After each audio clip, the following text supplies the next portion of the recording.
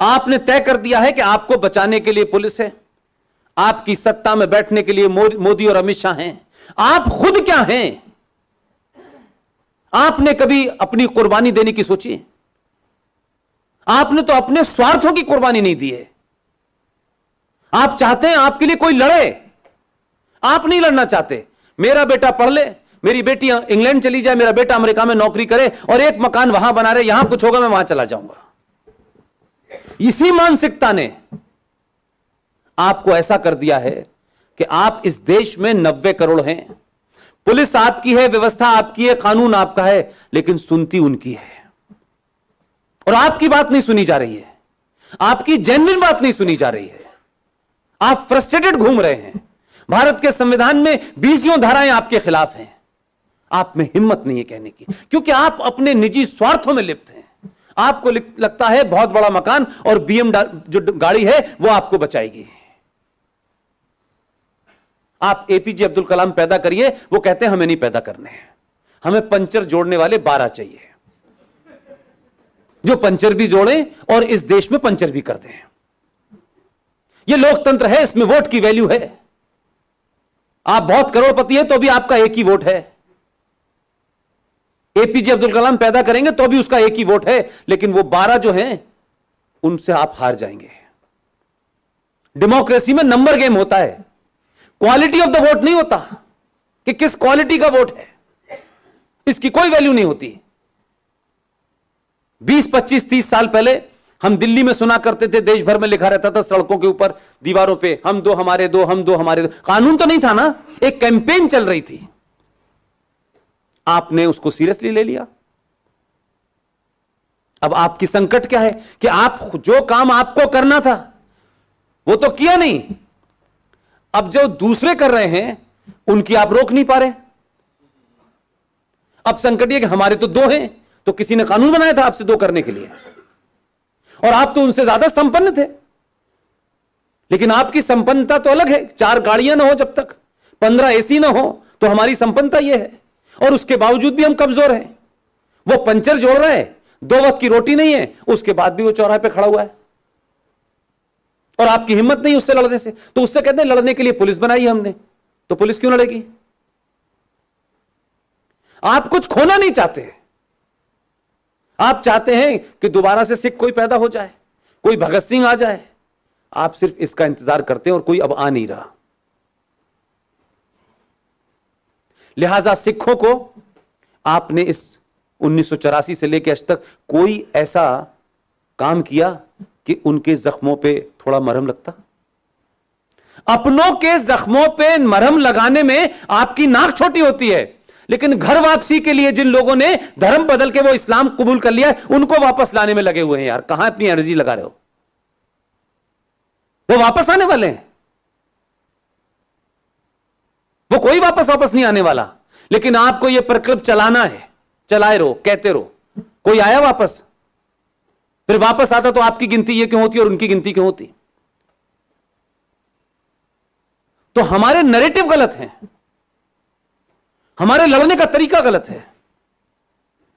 यह संकट हमने खुद पैदा किया है, और हम तो अजीबोगरीब लोग हैं भाई।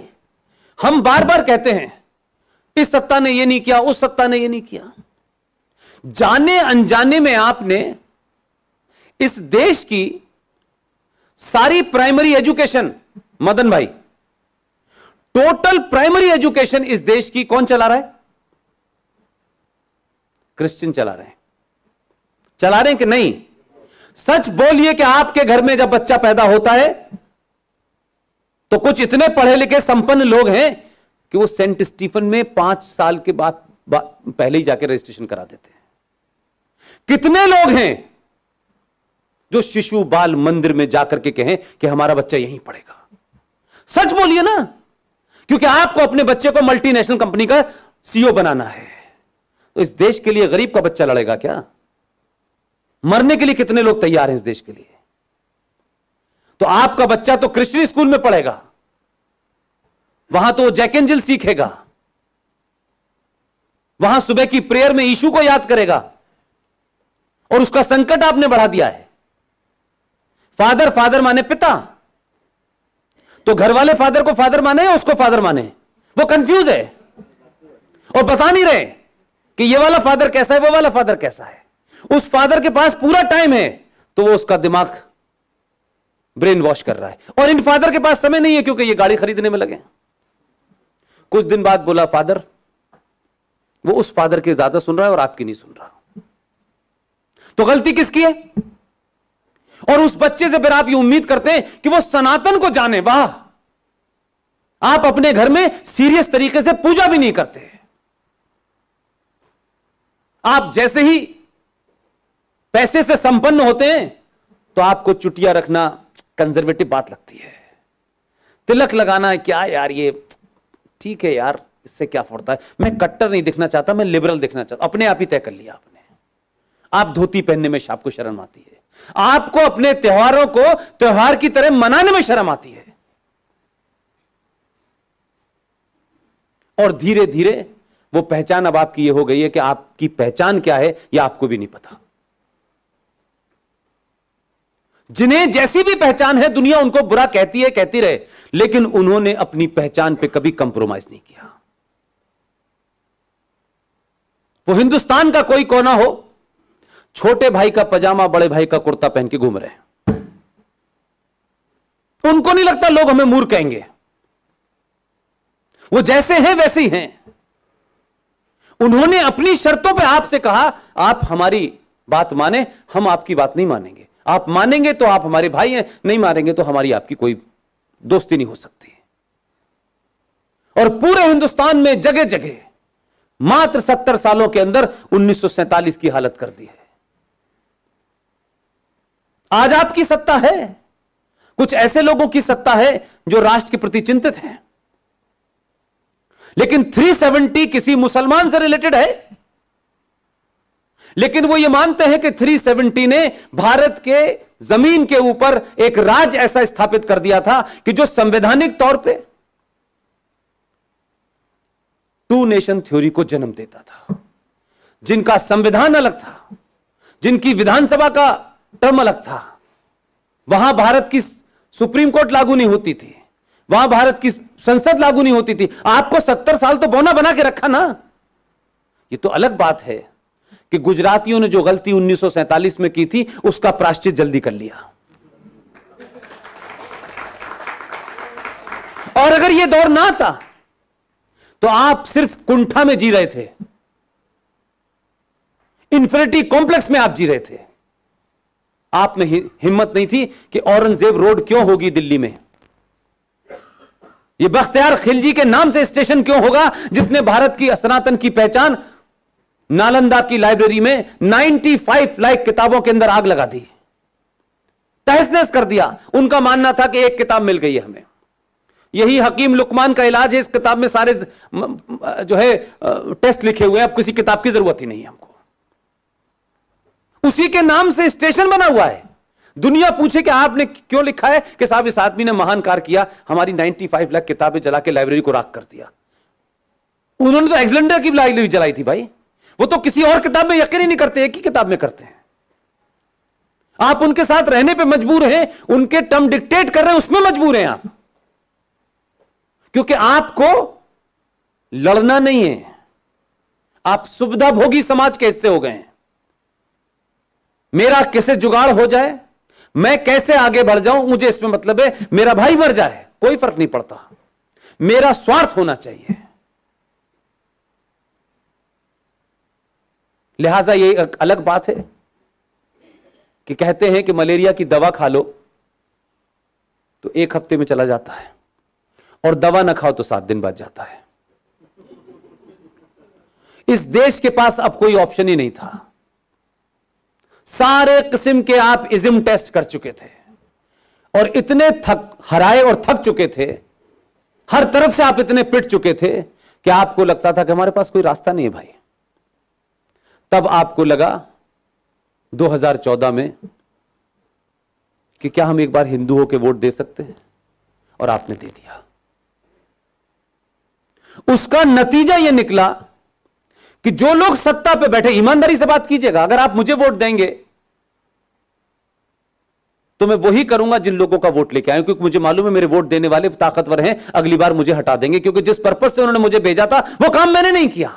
तो 70 सालों से जो लोग सत्ता पे बैठ रहे थे, उनके वोट देने वाले कौन थे? वही लोग थे जिन्होंने माइनॉरिटी कमीशन बनाया, जिन्होंने भारत के संविधान में अमेंडमेंट कर दिया, जिन्होंने सत्यम शिवम हटा दिया, जिन्होंने इस देश के अंदर हज का पैसा दिलवा दिया। उनको मालूम था हमारे लिए काम करेंगे, क्योंकि हमने इनको बता दिया हमारी ताकत पे हो तुम हमारी ताकत पे नहीं हो। लेकिन आपने पहली बार जिन लोगों को वोट दिया, उन्हें सड़क बनाने के लिए नहीं दिया था वोट। यह एहसास कराया, और उसके बाद 2019 में जब आपने दोबारा एहसास करा के 282 से 303 लाए, तो उनको समझ में आ गया कि यह समाज जागृत हो गया है, इसने मुझे वोट इसलिए नहीं दिया है कि रोज रनवे बन रहे हैं, रोज हवाई जहाज चल। भाई साहब, हवाई जहाज और हवाई चप्पल हम पहले भी पहने हुए थे, हमें कोई फर्क नहीं पड़ने वाला था। सड़कों में गड्ढे होने के बाद भी घर टाइम पे ही पहुंचते थे हम। लेकिन इस बार इसका एहसास कराया कि हमने राष्ट्र बनाने के लिए तुम्हें वोट दिया है। देश में और राष्ट्र में फर्क होता है, स्टेट में और नेशन में फर्क होता है।